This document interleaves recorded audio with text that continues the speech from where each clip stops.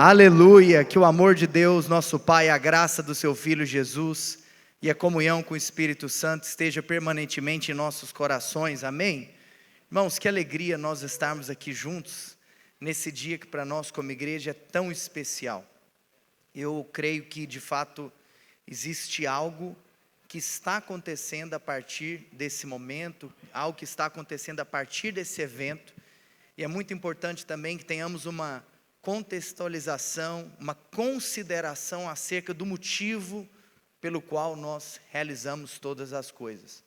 Eu estou aqui para que nós tenhamos então o último momento, a última palestra, e eu gostaria de pedir para que de fato o nosso coração estivesse completamente voltado para aquilo que nós teremos nesse momento, tendo em vista que eu acredito que melhor é o fim do que o início das coisas.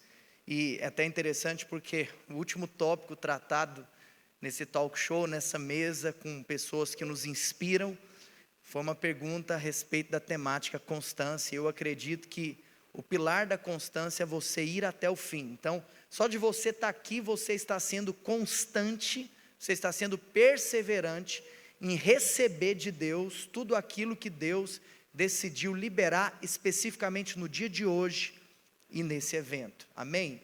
Então eu queria pedir para que cessasse toda a movimentação, que nós tivéssemos esse coração de receber o que Deus tem para nós. Eu vou fazer uma oração e depois eu vou trazer alguns comentários antes de entrar na nossa última palestra. Abaixe a sua cabeça, feche seus olhos. Queria pedir para que você clamasse ao Senhor, para que de fato Ele tivesse liberdade de falar conosco, com as suas próprias palavras. Peça isso para Deus.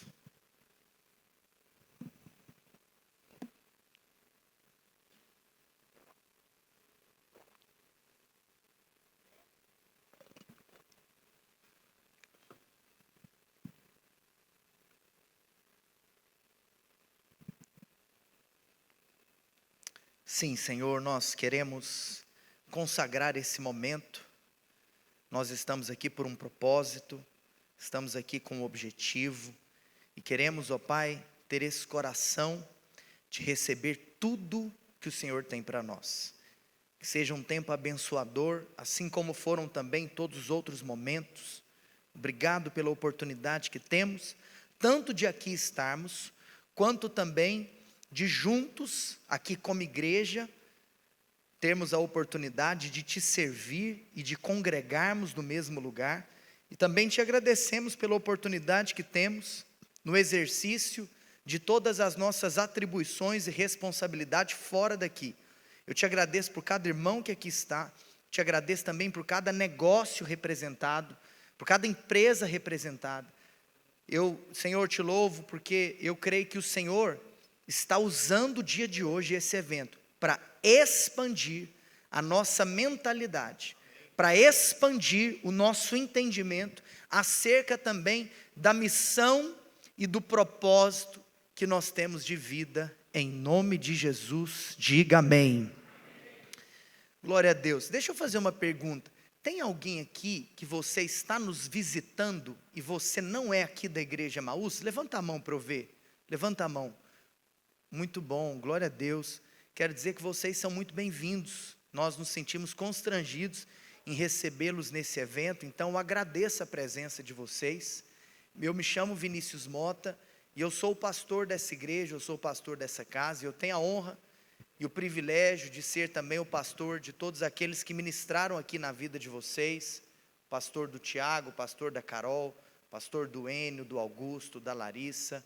Então, sintam-se acolhidos no nosso meio, é um privilégio recebê-los. Amanhã nós teremos cultos, às 10 e às 19 horas, vocês também estão convidados a conhecer o nosso culto de celebração, e de fato é um privilégio. Vamos aplaudir essas pessoas que nos visitaram, que visitaram a nossa casa.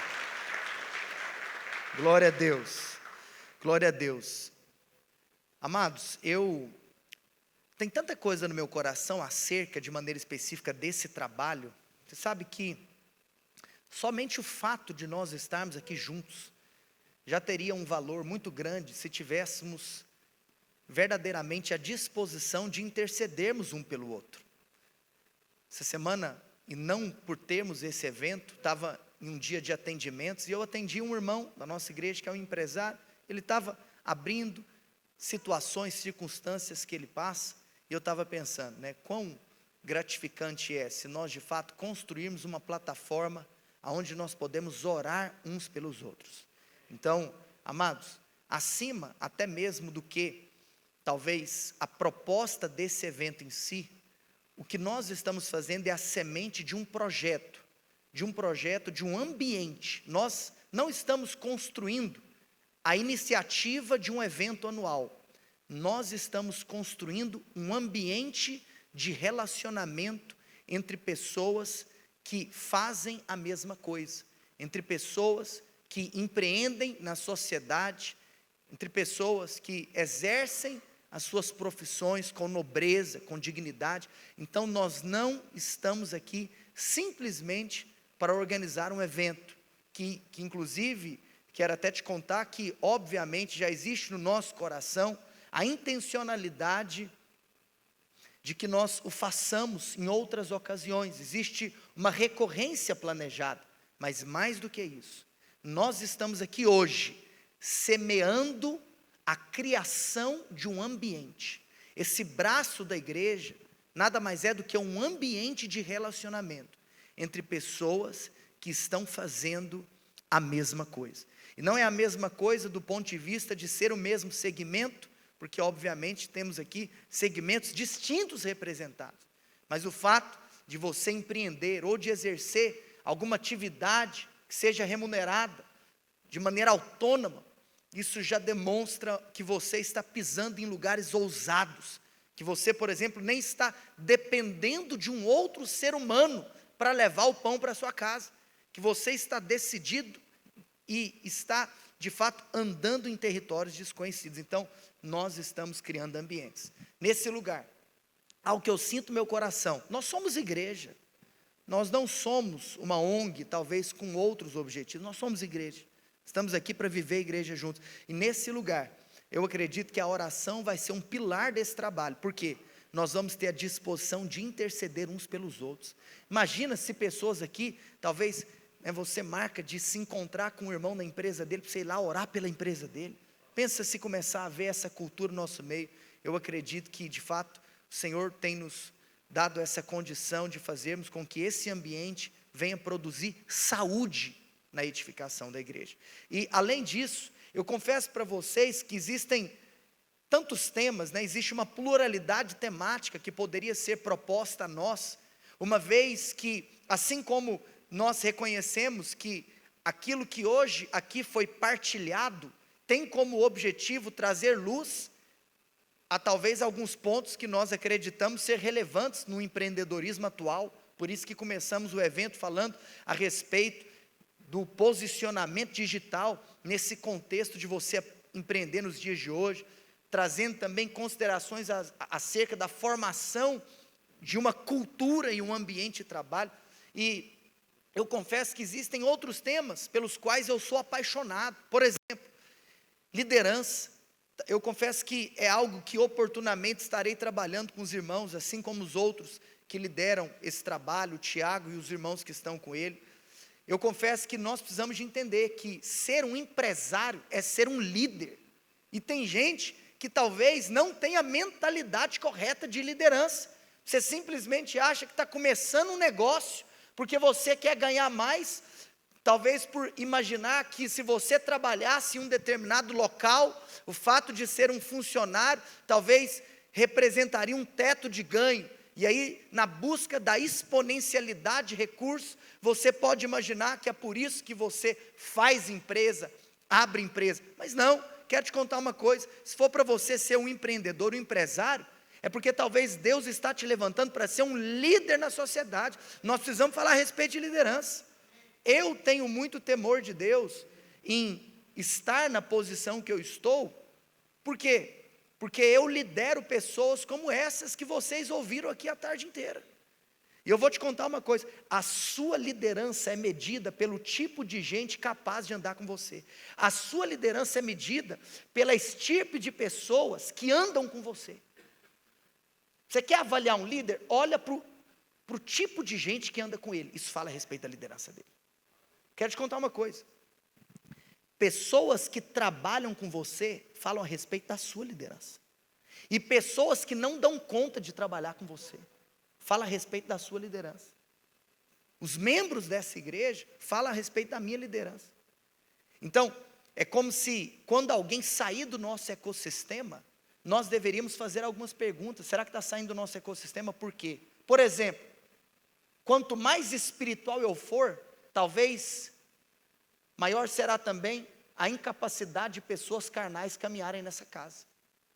Porque a casa, e aqui eu estou usando casa como um sinônimo de instituição, sempre vai ser uma replicação da cultura do coração do líder. Por outro lado também, dependendo do tipo de pessoa que sai, isso pode denunciar a minha falta de capacidade de discipular pessoas com alguma determinada característica. Você sabe, existem pastores, por exemplo, que conseguem pastorear de pessoas que exercem atividades talvez que são mais braçais e menos intelectuais, e eu não vou citar aqui nenhuma dessas profissões, para que não haja uma desvalorização da mesma, mas pessoas que às vezes servem em contextos braçais. Tem pastor que consegue pastorear desse tipo de gente até desembargadores. Então isso fala a respeito da capacidade que essa pessoa tem de liderar todo tipo de gente. Então, toda vez que alguém sair do seu ecossistema, você precisa fazer algumas perguntas. Mas hoje eu não estou aqui para falar de liderança, é só porque é um tema que me instiga. E acredite em mim, existe uma semelhança muito grande naquilo que eu faço e que eu estou fazendo, naquilo que você faz. Há 3 anos atrás, eu tive que ter ousadia para começar uma instituição. Talvez existem algumas singularidades, alguns sinônimos dos passos que eu dei na minha vida, com relação também aos passos que alguns de vocês já deram ou estão dando. O início de uma empresa é o início de uma instituição. Uma instituição fala de um estabelecimento de valores, e uma capacidade de comunicação com aquele que é, entre aspas, o seu público-alvo.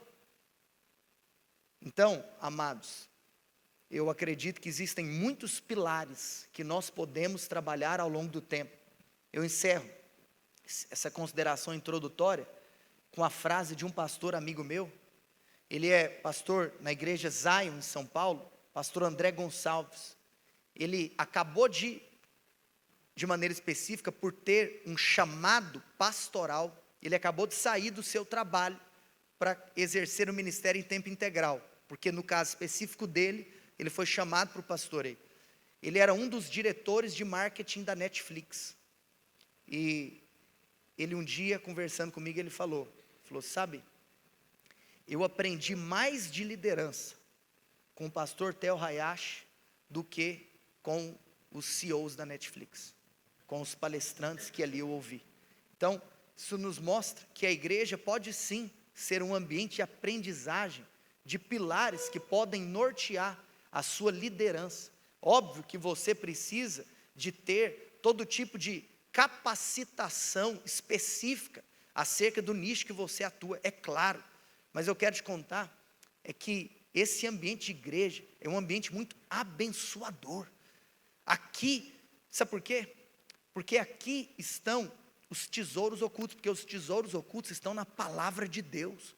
Os tesouros ocultos não são os segredos da mente milionária. Aliás, como alguns até em rodas de conversa até comentam, que muitos dos autores de livros como esse, de livros não apenas de autoajuda, também de prosperidade financeira, muitos deles simplesmente querem ficar replicando textos bíblicos. Você sabe disso, você sabe o que eu estou falando. Então, amados, quero dizer que, de fato, esse tempo, o tempo de nós criarmos um ambiente, vai ser um tempo muito abençoador. Vira para a pessoa que está do seu lado e fala assim: você está no lugar certo, na hora certa, do lado das pessoas certas. Dá um abraço nessa pessoa, fala, é um prazer ser igreja com você.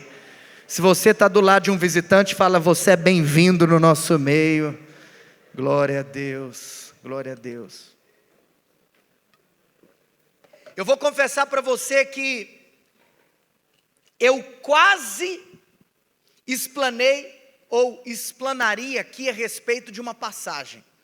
Uma das coisas que o Tiago compartilhou comigo é que ele estava no coração dele com algo a respeito desse projeto. Ele falou assim, pastor, eu nos vejo como homens que têm os seus negócios, assim como Pedro tinha sua empresa de pesca / talvez um comércio de peixaria, a gente não sabe. E ele falou assim, mas eu vejo, pastor, que Deus vai nos transformar em pescadores de homens. Glória a Deus por essa palavra. E principalmente, obviamente, até se haver uma aplicação e um sentido, que para você ser pescador de homens, de maneira específica, você que é empresário, você talvez não tem que ter a mesma história de Pedro, que é de largar as redes e servir em um ministério eclesiástico. Não é que todos devem largar as suas profissões ou queimar os seus diplomas, por exemplo, para servir integralmente dentro da igreja. Você pode e deve ser um pescador de homens no ambiente onde o Senhor te colocou. A minoria terá um chamado, talvez, para servir em tempo integral dentro de um ambiente eclesiástico. Agora, eu senti muito forte no meu espírito que por mais que talvez esse texto, com essas aplicações e com essas verdades, poderia nos traduzir um significado, um pilar espiritual, na construção desse projeto, não foi isso que o Senhor me incitou a compartilhar com vocês. Eu gostaria que você tomasse nota de alguns princípios. Hoje eu quero falar sobre o propósito original do trabalho. Vira para a pessoa que está ao seu lado e fala assim, o propósito original do trabalho. Você é empresário, você é empreendedor. Você mora em um contexto do mundo ocidental, onde nós vivemos debaixo do regime do capitalismo. E está tudo certo, e glória a Deus por isso. O capitalismo, obviamente, tem os seus defeitos, porque tudo aquilo que é um ideal humano, tudo aquilo que é uma iniciativa ideológica humana, nunca será perfeito. Por outro lado, o capitalismo também é uma terra que te propicia, te dá condições de crescer na vida. Vou confessar algo para você, aos meus 32 anos de idade, eu preciso reconhecer que talvez muitos dos lugares que eu estou, está relacionado às decisões e às ações que foram tomadas pelo meu pai. O Enio Filho está aqui, ele é médico hoje, alguém que de fato tem uma posição elevada na sociedade, porque há de se reconhecer que o exercício da medicina é de fato uma das mais nobres atribuições do ser humano, é um ser humano que dá a vida para salvar o outro. Na minha época de vestibulando, eu acredito que hoje continua sendo assim, se eu estiver equivocado que alguém me faça a correção, mas passar para a medicina era de fato o curso mais concorrido dentro desse contexto. E por que eu estou citando ele? Porque ele é alguém também que pode testemunhar tudo aquilo que o pai dele fez. Nós ouvimos a história do senhor N. Fonseca, dono da papelaria tributária. Agora imagina nós termos essa condição de começarmos a nossa vida a partir daquilo que foi a história dos nossos pais. Eu estou dizendo isso porque, por um lado, o capitalismo nos propicia isso. Meu pai vem de uma família pobre, eu tenho uma história muito parecida com a do Enio Filho, que tudo aquilo que eu comecei já era um patamar superior, fruto de todas as decisões que o meu pai tomou. Por quê? Porque o meu pai soube ser esse homem, assim como o senhor Enio, de aproveitar as oportunidades que o mundo que nós vivemos nos propicia, aonde para você crescer na vida, eu estou usando aqui uma expressão de fácil compreensão, no aspecto natural, até porque eu vou falar para vocês de coisas espirituais, você pode simplesmente colher boas ações fruto do seu trabalho. Então, não é o berço que você nasce que vai determinar o seu sucesso no âmbito profissional, porque agora, infelizmente, vemos também o contrário acontecendo. Pessoas que nascem com tudo pronto. Existe um dado que diz que 90% das empresas não sobrevivem até a terceira geração. Por quê? Porque o berço que você nasce não determina o seu futuro. Meu pai nasceu num berço pobre. Meu pai tem uma história de vida maravilhosa. E a vida dele mudou porque ele decidiu, mesmo pobre, estudando em escola pública a vida inteira, e na época não tinha o sistema de cotas, estudar para medicina. E sem sistema de cotas, tendo estudado apenas em escola pública, ele passou na Universidade Federal. Isso mudou a vida dele. E não apenas se tornou um médico, mas se tornou um empreendedor. No primeiro ano, em um dos primeiros anos, em um dos primeiros cenários pós-formatura, ele decidiu abrir uma empresa, abrir um negócio. Ele é patologista, decidiu abrir um laboratório de análises clínicas. Hoje, abriu do zero, hoje tem 200 funcionários. Um ecossistema com 15 unidades aqui na cidade de Goiânia. Então, eu tenho o privilégio de nascer nesse ambiente que uma pessoa olhou e percebeu as oportunidades que o mundo capitalista nos gera. Agora, por que eu estou falando isso? Porque, beleza, isso é um lado bom. Então, eu tenho uma pergunta para te fazer.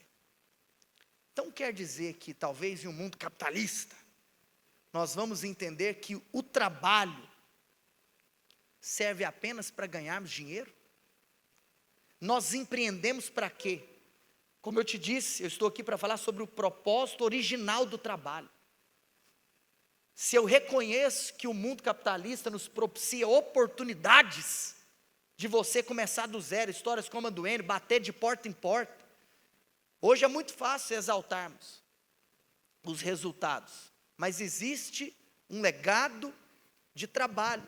Agora, isso quer dizer então que o motivo pelo qual as pessoas vão trabalhar ou empreender é apenas para o êxito financeiro? Será que nós hoje precisamos reconhecer, principalmente como igreja, estarmos começando um trabalho com empresários? Quero te dizer que nós estamos aqui para ressignificar, de acordo com os valores e princípios e fundamentos bíblicos, qual é o propósito do trabalho, ou o motivo pelo qual nós trabalhamos, o motivo pelo qual nós empreendemos. Então é para ganhar dinheiro? Trabalhamos ou empreendemos apenas para ganhar dinheiro? Hoje eu estou aqui para trazer uma cosmovisão cristã a respeito do trabalho.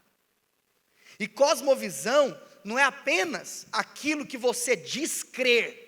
Tem gente que fala assim, eu já sei, cosmovisão nos fala daquilo que nós cremos. Não, a cosmovisão ela é expressa pela sua maneira de agir. O que vai comprovar qual é a cosmovisão que você tem a respeito de um tema é como você age, fruto sim da sua crença. Mas só falar que acredita e não ter ações condizentes à fé não significa nada. Empresários da igreja Emaús, ou empresários que nos visitam, hoje eu estou aqui para te falar, existe um motivo pelo qual nós empreendemos ou pelo qual nós trabalhamos. Precisamos de cavar na palavra de Deus o propósito original daquilo que fazemos. Nós não podemos apenas também conhecer fundamentos e não vivermos debaixo deles. Será que é só para ganhar dinheiro? O assunto dinheiro. Você sabe que o Espírito Santo tem me incomodado, eu vou ser vulnerável com vocês. O Espírito Santo tem me incomodado, direcionado, porque com 3 anos e pouco de igreja, eu nunca preguei sobre dinheiro. O Espírito Santo falou comigo. E eu preciso pregar sobre toda a palavra de Deus. E o tema dinheiro é um tema recorrente nas Escrituras. Tudo bem que, obviamente, todos os domingos, para não dizer que nós somos negligentes à instrução bíblica, todos os domingos, inclusive, existe um tempo no culto, onde nós compartilhamos princípios espirituais acerca da mordomia financeira. Então, quer dizer que nós estamos alinhados com a palavra de Deus. Eu só estou te dizendo que o Espírito Santo tem me incomodado a também trazer ensino, não apenas no momento da oferta, mas também no momento da palavra de Deus. Quem está comigo? Eu vou começar ocasionalmente, mas talvez tentando trazer também uma recorrência de tempos em tempos, até porque novas pessoas acabam chegando na nossa edificação, luz a respeito dessa temática, a partir da Bíblia Sagrada.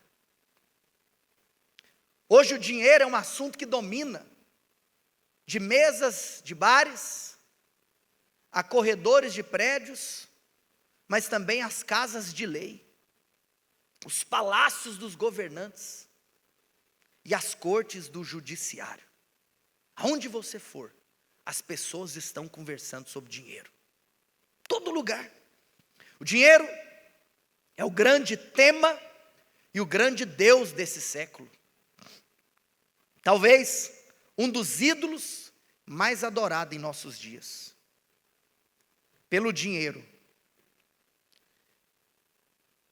pessoas se casam e pelo dinheiro, pessoas se separam. Pelo dinheiro, pessoas vivem e pelo dinheiro, pessoas morrem. Pelo dinheiro, pessoas corrompem e pelo dinheiro, pessoas são corrompidas. Pelo dinheiro, pessoas matam e pelo dinheiro, pessoas morrem. Possível nós ignorarmos esse tema? E será que o propósito original do trabalho é o dinheiro? O dinheiro é muito mais do que uma moeda.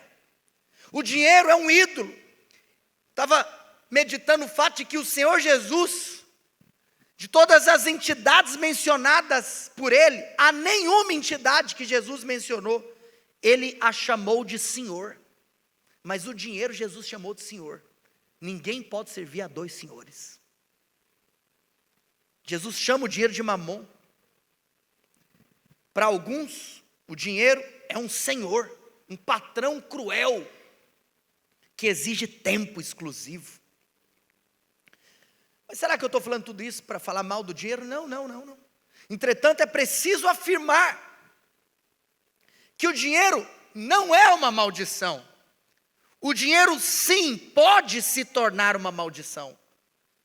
Mas, na sua essência, o dinheiro por si só não é maldição. Pelo contrário, precisamos de reconhecer que a riqueza adquirida com trabalho honesto é bênção de Deus.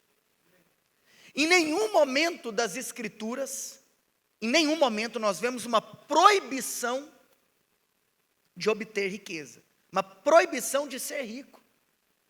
Se for assim, grandes homens de Deus, como o pai da fé, seu filho, seu neto e tantos outros, ou Jó, o homem mais íntegro da terra nos seus dias, seriam condenados por aquilo que tinham. Isso não aconteceu. Pelo contrário, Salomão diz, em Provérbios capítulo 10, que a bênção de Deus enriquece, e com ela não traz pesar, desgosto. É Deus, inclusive, quem adestra as nossas mãos para adquirirmos riquezas. O povo de Deus é sim um povo próspero. Por isso que os hábitos do povo de Deus também não são como os hábitos do mundo. O povo de Deus não joga dinheiro no fosso da jogatina. O povo de Deus não joga dinheiro fora por conta de vícios ou aventuras perigosas. Ou não deveria. Se faz, não está agindo como o povo de Deus. Porém, apesar do dinheiro ser uma bênção, está escrito que o amor ao dinheiro é a raiz de todos os males. O problema não é ter riquezas. O problema não é ter dinheiro. Mas o problema é se o dinheiro tem você. A grande questão, nós precisamos de reconhecer que o problema não é ter o dinheiro como servo, mas é ter o dinheiro como patrão. O problema não é carregar dinheiro no bolso, mas é carregar dinheiro no coração. Será que nós trabalhamos ou empreendemos apenas para ter dinheiro? E eu chego então no ponto alto do meu tempo com vocês,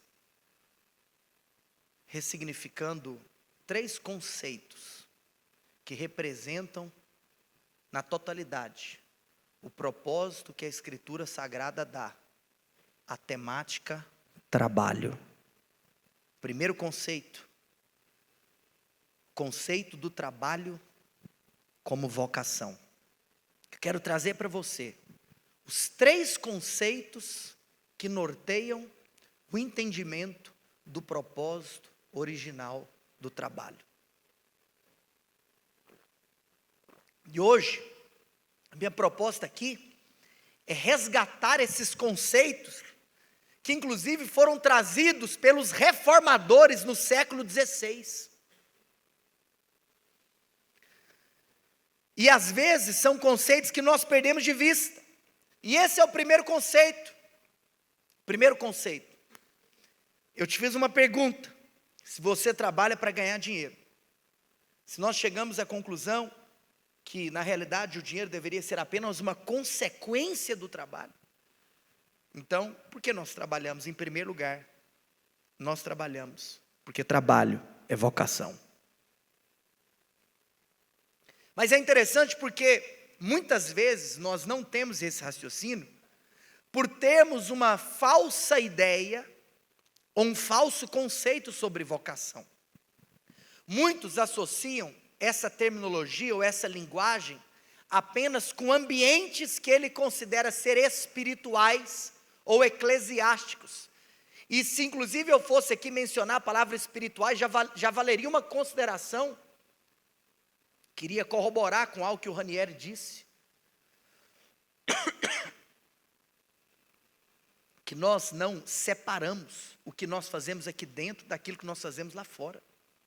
Nós não podemos viver uma dicotomia. Nós não podemos viver uma separação entre o sagrado e o secular. Onde talvez você ache que vir para o culto é sagrado, mas trabalhar segunda-feira cedo é secular. Isso não existe, o Augusto também falou sobre isso. Nosso trabalho é o lugar onde nós exercemos o nosso sacerdócio.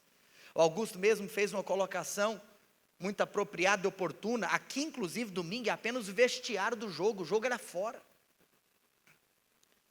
Tem gente que associa a palavra vocação apenas, então, com aquele irmão que, assim como Pedro, teve que largar os estudos ou largar as empresas para se tornar um pastor, discípulo de Jesus.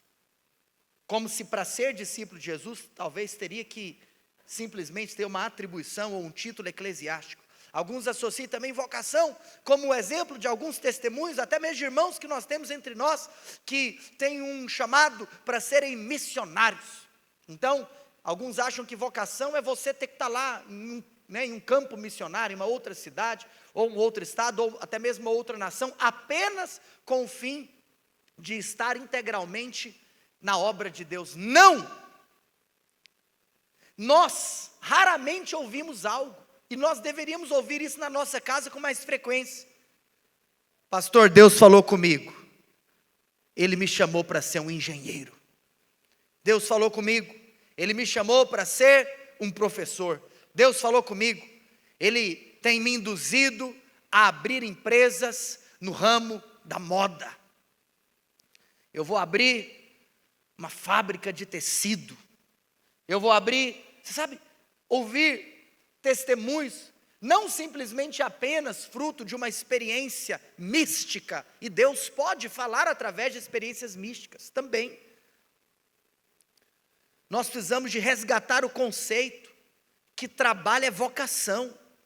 Os reformadores quiseram resgatar esse conceito porque se tinha uma ideia de que a principal, ou talvez a única vocação, era aqueles que viviam nos monastérios. Mas não, pelo contrário, Deus nos chama para trabalhar. E eu quero te falar nesse primeiro ponto, que quando você trabalha Em primeiro lugar, você está obedecendo uma ordenação divina. Quando você trabalha, você está obedecendo uma ordem de Deus. Quando você trabalha, você está exalando o bom perfume de Cristo. Quando você trabalha, você está refletindo a imagem daquele que você foi criado e feito à semelhança. Por quê? E eu posso afirmar, porque Deus é trabalhador. E se nós fomos feitos à sua imagem e semelhança, ser um trabalhador, trabalhar, nada mais é do que ser a semelhança daquele pelo qual você foi feito e para quem você foi feito. Porque Ele te criou para Ele mesmo. No começo da narrativa bíblica, e raramente nós raciocinamos Gênesis capítulo 1 e Gênesis capítulo 2 sob essa perspectiva, de que o início da narrativa bíblica é a demonstração de um Deus trabalhador. No final do 6º dia, Ele estava nos fornecendo um modelo de trabalho. Ele estava nos mostrando que Ele é um Deus que sabe fazer duas coisas: criar e desenvolver. Gleidson, tenta aumentar só um pouquinho o retorno para mim, por gentileza. Se der microfonia, pode abaixar. Deus, na sua criação, Ele nos mostra isso. Que Ele é um Deus que cria e desenvolve aquilo que Ele criou. Agora vem cá, você que é empreendedor, o seu maior modelo de gestão empresarial deveria ser o próprio Deus. Porque as duas coisas que um empresário ou que um empreendedor mais precisa é criatividade e capacidade de desenvolver aquilo que foi criado ou de administrar aquilo que foi criado. A criação da terra traz esses dois atributos pertencentes a Deus, compartilhados ao homem. Porque quando você abre um negócio, você está criando o que não existe. Você está criando uma instituição do zero. Dentro do exercício do negócio, você precisa de ter ideias inovadoras. Como que uma papelaria continua existindo na era digital? Inovação. Deus tem dado estratégias. Entende o que eu estou falando? Criatividade é algo que deve sempre estar no exercício do empreendedorismo. Assim como também a capacidade de desenvolver o que foi criado fruto da criatividade compartilhada pelo próprio Deus, Criador de todas as coisas.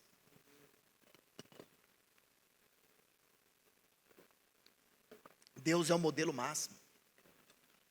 Jesus, Ele disse a respeito do trabalho: meu Pai trabalha e eu trabalho também. A ideia de que Deus trabalha, muitas vezes é um conceito que as pessoas perdem de vista. Trabalhar faz parte de quem nós somos. Precisamos ressaltar que trabalho também não deve ser visto apenas da perspectiva daquilo que é remunerado. Existe sim trabalho voluntário. Uma dona de casa que cumpre o seu papel com dignidade é trabalho. Qualquer atividade, mesmo que não tenha dinheiro envolvido, fruto do exercício fiel a uma vocação, é um trabalho. Quem produz honra o próprio Deus, independente da sua remuneração. Trabalho não é o que você faz para viver, mas trabalho é o que você vive para fazer. Isso é o trabalho. Ah, eu faço isso para viver. Não.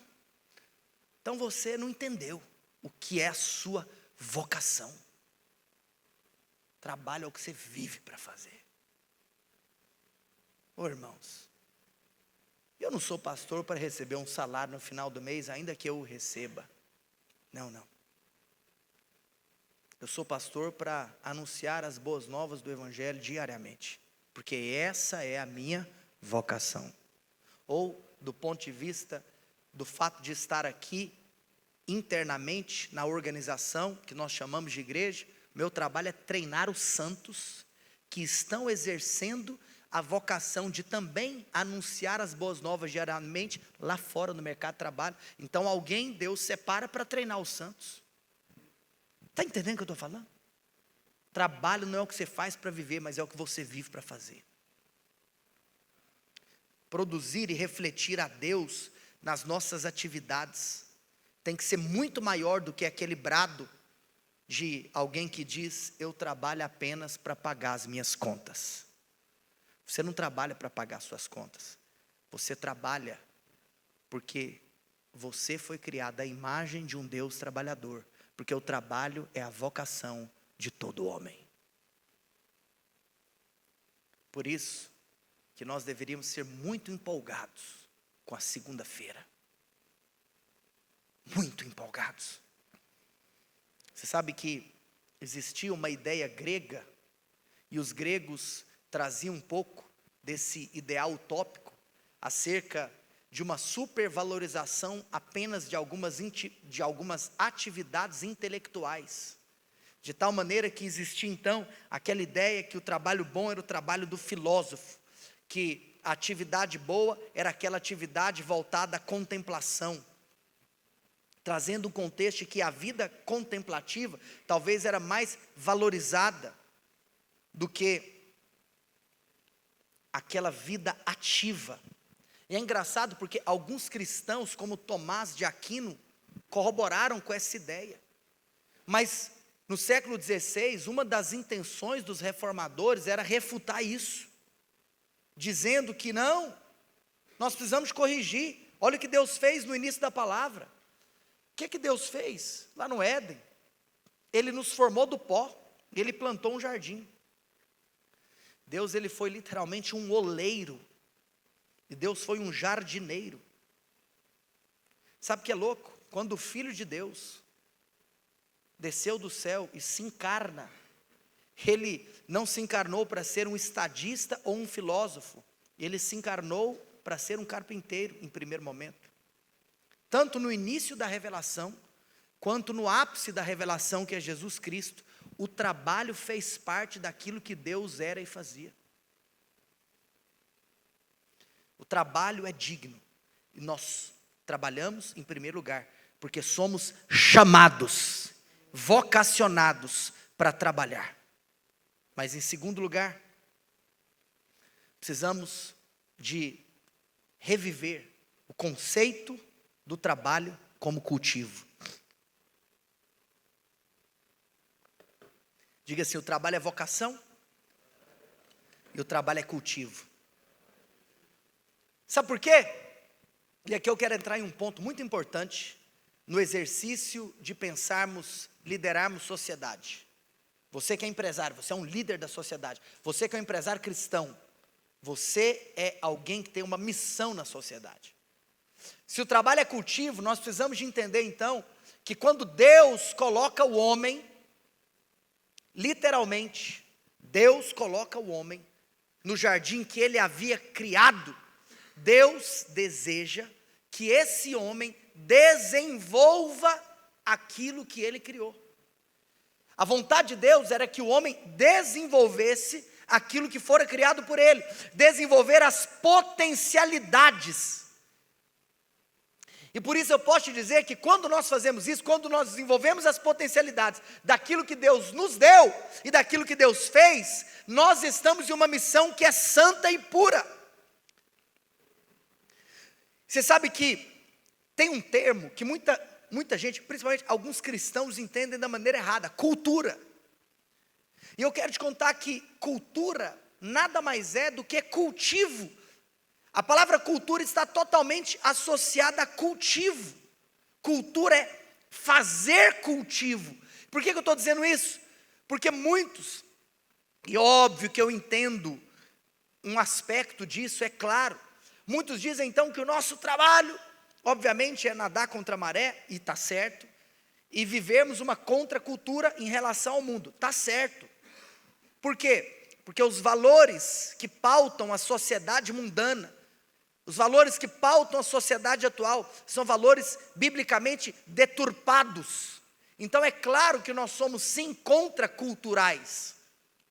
Mas nós precisamos de ampliar o nosso entendimento. Isso precisa expandir a sua mente quando você pensa em empreender, em trazer uma solução para o mundo. Que nós não somos chamados apenas para sermos contraculturais do ponto de vista do fato de que vivemos em um sistema de valores contrários àqueles que nós cremos que são os divinos, pautado na palavra. Mais do que sermos contraculturais, nós deveríamos ser aqueles que fabricam a cultura. Nós somos chamados a liderar a sociedade, e se esses valores culturais hoje são deturpados, porque os cristãos não ocuparam o lugar que eles deveriam ter ocupado, outros ditaram as regras. Você fala, pastor, o mundo é caído, semente do pecado está no homem, é claro que isso iria acontecer, mas em toda a história, os lugares que foram ocupados por cristãos com uma mentalidade de que o evangelho traz um poder que não apenas salva o homem, mas que redime o homem na sua maneira de pensar e que redime o homem na sua maneira de viver, toda uma sociedade que foi não apenas evangelizada, mas que foi discipulada, ela vai refletir não os valores do homem caído, mas vai refletir os valores do homem segundo Deus.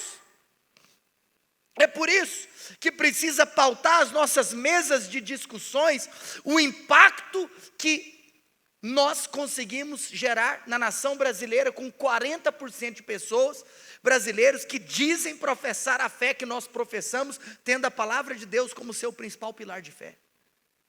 Os índices sociais precisam ser alterados. Mortandade, violência, escolaridade. Por quê? Porque nós não podemos ser apenas contraculturais no aspecto de nos opormos às ideologias mundanas, mas nós precisamos entender que trabalho é cultivo, e que cultivo é fazer cultura, que cultura é fazer cultivo. Os cristãos deveriam ser os maiores construtores da sociedade. Gênesis 1:28, ele nos diz que nós devemos ser fecundos, povoar, encher a terra, desenvolvê-la, sujeitá-la e dominá-la, e lá também Deus falou para Adão, e você tem que dar nome aos animais. Sabe o que é isso? Civilizar. Nós vemos um padrão na criação. Se você se lembrasse de tudo aquilo que foi criado por Deus, dividido nos 6 dias da criação, você perceberia um padrão que difere os 3 primeiros dias da criação com os 3 últimos dias da criação.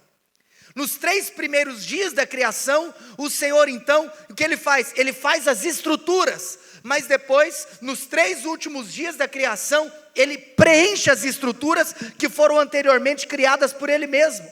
Primeiro Ele estabelece o cenário, depois Ele povoa o cenário. Primeiro Ele estabelece o cenário, depois, uma vez povoado, Ele deseja que haja regulamentação no cenário criado por Ele anteriormente. E óbvio que se nós falamos a respeito da criação, por exemplo, nós podemos fazer uma associação à natureza, porque Deus criou e nós chamamos a criação original de Deus de natureza. Depois, o homem, a partir da natureza, cria outros elementos, até para o benefício e para a melhoria da vida humana. E eu gosto de uma análise de Tim Keller, que ele diz que nós precisamos tomar cuidado com 2 extremos. Nós não podemos ser, a respeito dessa temática, nem guardas florestais e nem pavimentadores do jardim. Mas nós devemos ser simplesmente jardineiros. E eu explico. O que significa ser um guarda florestal? Qual que é o trabalho de um guarda florestal? É aquele que fala, não toca, não pega, não arranca, não tira, não pode tocar em nada. E hoje existe sim uma corrente ideológica que faz o quê? Que quer sacralizar tudo que é natural, quer santificar. hoje, para alguns, a própria natureza se tornou um Deus. Então, nós não podemos cair nisso. Nós não podemos cair nesse lugar de sermos guardas florestais. Por outro lado também, nós não podemos cair no outro lugar, no outro extremo, que é de querer asfaltar todo o jardim. Querer acabar com tudo que é natural, simplesmente em prol do avanço tecnológico, sem pensar nas consequências do mesmo. Sem pensar nas consequências que o mundo vai sofrer. Quem está entendendo o que eu estou falando? Nós precisamos de trabalhar nos limites saudáveis da criação. Deus se preocupa com a terra. Lá no Antigo Testamento, Deus estipulou, por exemplo, um ano sabático. Deus estipulou, e tem gente que acha que o ano sabático era só para o homem. O ano sabático não era só para o homem. Naquele 7º ano que o homem não podia plantar, o ano sabático não era apenas para o descanso humano. O ano sabático era para o descanso terreno. Por isso, que quando o povo de Deus foi cativo no Império Babilônico por 70 anos, os profetas, inclusive, por receberem de Deus essa notícia, então houve até profecia que seria 70 anos, nós poderíamos também chegar na conclusão que verdadeiramente teria que ser 70 anos, pelo motivo pelo qual o Senhor permitisse, que foi o único momento na história, inclusive, que Jerusalém foi sitiada por gentios até aquele momento, porque depois, virou pó. A nação até deixou de existir. Mas enquanto a nação existia, por mais que o reino do norte foi levado cativo outras vezes, o reino do sul, no Antigo Testamento, só foi levado cativo uma vez, que foi no domínio do Império Babilônico.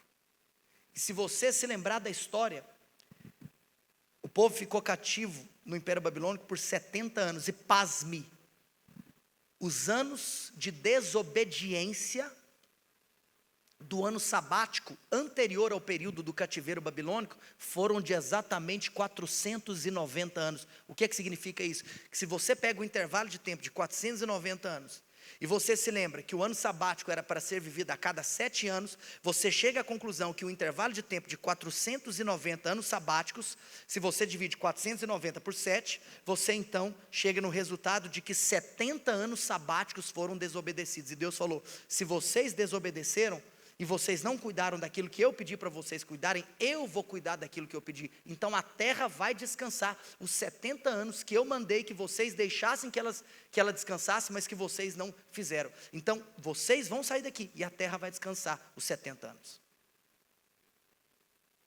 Deus cuida da terra. Por isso que nós devemos cuidar dela também. Mas como eu falei, nós não podemos simplesmente sacralizar e fazer disso um ídolo. Então nós devemos ser o quê? Apenas um jardineiro que tem zelo. O jardineiro, ele não é aquele que não toca no que foi criado. Não, o jardineiro poda, jardineiro arranca, jardineiro corta, sim ou não? Mas jardineiro trabalha para quê? Para que aquela terra se torne ainda mais produtiva. O trabalho deve ser para nós também. E agora, saindo do âmbito da natureza, vindo então, vamos voltar para o tema trabalho. O nosso trabalho precisa ser objeto do nosso cultivo. E se nós temos cristãos trabalhando, nós estamos formando cultura na sociedade. Cristãos trabalhando com a mentalidade de vocação e cultivo. Terceiro e último lugar, conceito do trabalho como serviço.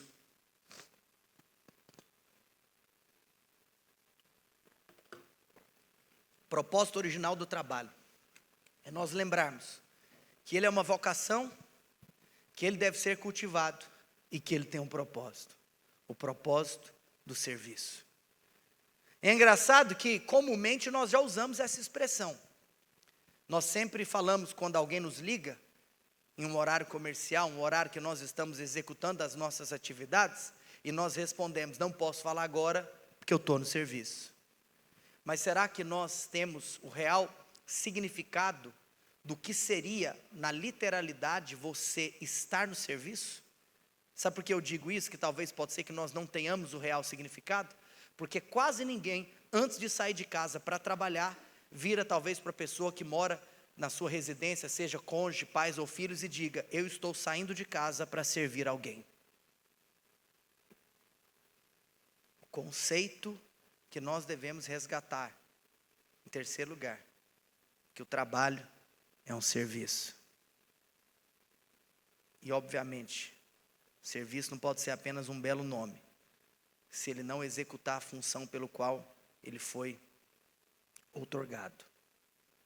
Martinho Lutero, certa vez ele disse que quando uma mãe, dona de casa, troca a fralda do seu bebê, ela estava fazendo um trabalho tão digno, aceito e aprovado diante de Deus, mesmo nível de quando o Papa orava.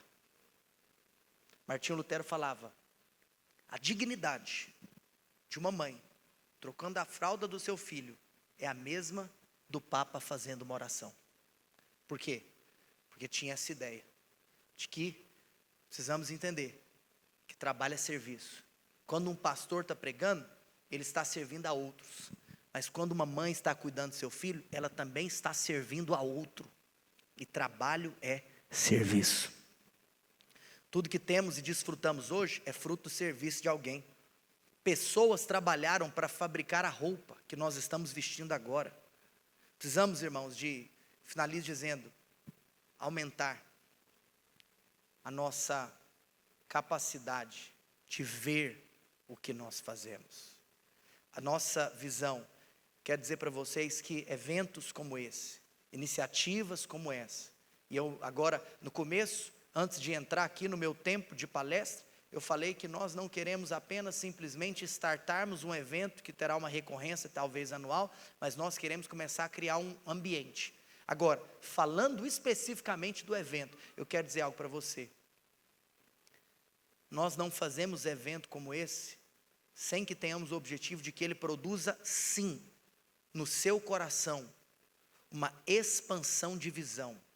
Algo precisa acontecer com você hoje, agora. Você necessita sim ter uma expansão de mentalidade. Você precisa ter uma visão macro naquilo que você está fazendo. Ou seja, um cristão, quando ele sai de casa para trabalhar, ele está contribuindo em uma parcela considerável na construção da sociedade que ele vive. E nós precisamos, como eu disse, pararmos de ser apenas contraculturais e assumir o protagonismo da construção da cultura. É como se nós, como Igreja Emaús, temos uma responsabilidade com a civilização goianiense, com a civilização goiana e com a civilização brasileira. Existe algo que tem que acontecer nessa cidade a partir do modus operandi pelo qual nós vivemos a nossa vida. Então lembra de uma coisa, eu já contei uma história centenas de vezes na minha vida, talvez muitos que já me ouviram, ou têm o hábito de me ouvir, seja semanalmente, ou seja lá, em quanto tempo você vem no culto, se for o seu caso, pode ser que já ouviram essa história. Tinha 3 pessoas fazendo a mesma coisa, e um homem estava andando em um local de construção, e ele começou a questionar cada homem o que ele estava fazendo. Ele virou então para o primeiro homem e perguntou, me conta, o que você está fazendo? Aquele primeiro homem respondeu, você não está vendo? Eu estou assentando tijolos. Ele começou então a andar mais um pouco naquele canteiro de obras, e ele viu um segundo homem fazendo a mesma coisa, e ele perguntou a mesma pergunta, o segundo homem respondeu, você não está vendo? Eu estou levantando uma parede. Você percebe então que existe um aumento significativo da compreensão, existe uma visão macro acerca do mesmo trabalho, da mesma tarefa. Um simplesmente conceitou aquela tarefa como sendo o ofício de assentar tijolos, enquanto o outro percebeu que ele estava levantando uma parede, mas finalmente ele encontrou com um terceiro homem que estava fazendo a mesma coisa, e ao ser questionado esse homem, o que ele fazia, ele então respondeu, eu estou fazendo parte da construção de um palácio. O que nós estamos fazendo?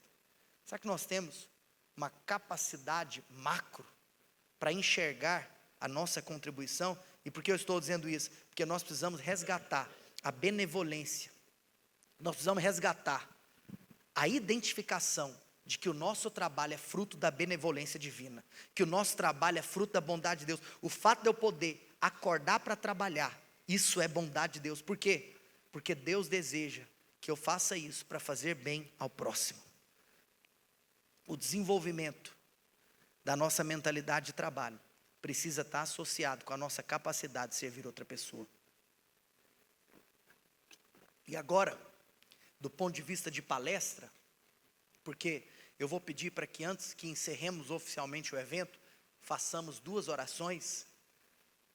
Então, eu peço para que quando eu pedir para que você se coloque de pé daqui a poucos minutos, queria pedir para que você não se ausentasse, tendo em vista que você teve condição de ficar conosco até agora, porque eu gostaria muito que você estivesse conosco em 2 orações que nós vamos fazer. Eu quero orar tanto pelos irmãos que foram patrocinadores e apoiadores dessa causa, quanto também por aqueles irmãos que decidiram então dar a sua vida em prol dessa causa, que hoje é a equipe que está começando a ombrear junto com o Tiago essa causa. Então, antes de transicionar para esse momento de oração, para que haja um encerramento oficial das atividades propostas, eu quero te falar a maior pérola que eu poderia compartilhar com você no primeiro seminário para empresários autônomos e profissionais liberais da Igreja Emaús. Porque o que eu vou te falar agora é o contrário de tudo aquilo que você vai ouvir lá fora. Não que aquilo que é dito lá fora esteja errado, mas é apenas uma perspectiva de um sucesso obtido por aquilo que você faz. Quando nós olhamos para o trabalho como sendo fruto do serviço, porque eu disse para você que a nossa proposta é a ressignificação acerca de conceitos envolvidos no propósito original do trabalho. Primeiro conceito, trabalho como vocação. Segundo conceito, trabalho como cultivo. Terceiro conceito, trabalho como serviço. Quando Deus cria a humanidade, Ele cria Adão, faz uma auxiliadora idônea, Eva. Eles têm alguns filhos. Você sabe que a primeira tragédia da história da humanidade, primeiro homicídio, quando Caim mata Abel. Deus então olha para aquela situação, obviamente Adão e Eva tiveram outros filhos, não apenas Caim e Abel. Talvez Caim e Abel, por conta da história horripilante do assassinato, são aqueles filhos que todo mundo conhece. Mas eu não sei se você se lembra que algo poderoso acontece. Depois da morte de Abel, Deus decide dar mais um filho a Adão e Eva. E naquele contexto pós-morte de Abel, nasce Sete. Sete foi o filho que Deus deu para Adão e Eva, depois de que eles como pais perderam Abel. E nós vemos, ao longo da história da palavra de Deus, que existem 2 linhagens na humanidade. A linhagem de Caim e a linhagem de Sete. Se você abrir a Bíblia em Gênesis 4 e em Gênesis 5, você vai perceber que a descendência de Adão, ela é dividida em 2 linhagens. Uma linhagem é conhecida como aqueles que deram a sua vida para servir a Deus e a outros, aos irmãos. A outra linhagem é aquela linhagem de pessoas que até trabalharam, mas trabalharam para si mesmos. A linhagem de Caim é essa linhagem que trabalha para si.